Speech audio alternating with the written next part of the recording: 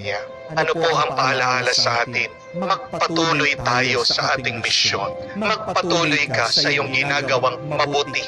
Manatili ka pa rin tapat, mabait, at mapagmahal.